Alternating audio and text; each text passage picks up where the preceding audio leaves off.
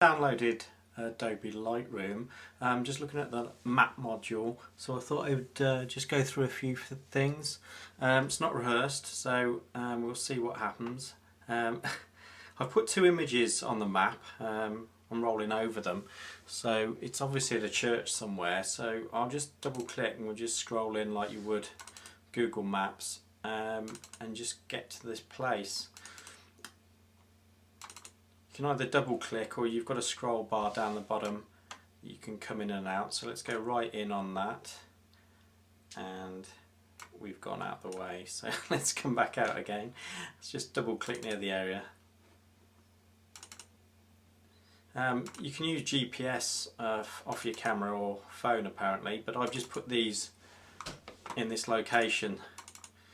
So I found one use for it, and that's if you're a wedding photographer, you can start grouping your images at the different churches and venues at different windows in different areas of the church if need be, and you can reference the conditions and time of the year, so that when you go back to the venue or church, you've got an idea of what equipment you'll need and what you can come back with. I've just put a couple in here. I remember taking this at a Christmas wedding, and it was the 60th f4 3200, which most churches are.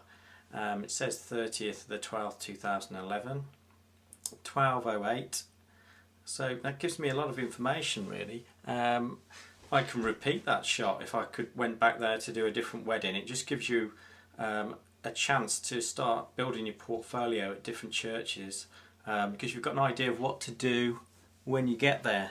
So it's one use I've found for a wedding photographer. As I say, I've only just downloaded this and opened it up, and it just came to mind, so I thought I would share this with you. This one's obviously at the side of the church. On the 60th f5.6 ISO 800.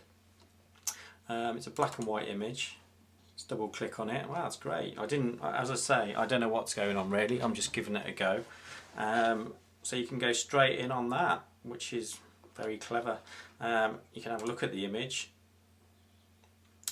and you can work out the lighting. So it's obviously just a standard shot. I'm not saying this is going to be incredibly useful for people who've been doing weddings for years, but if you're just starting out with weddings, you can just drag images onto different areas and they're repeatable.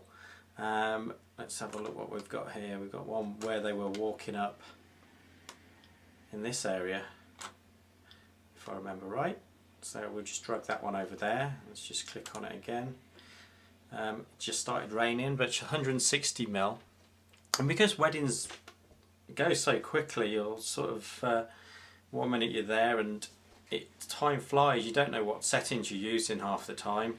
A standard setting for me is 200 f5.6, but as you can see I'm using 1600 ISO on a 5D Mark I here, and you can just make assessments of what's going on afterwards.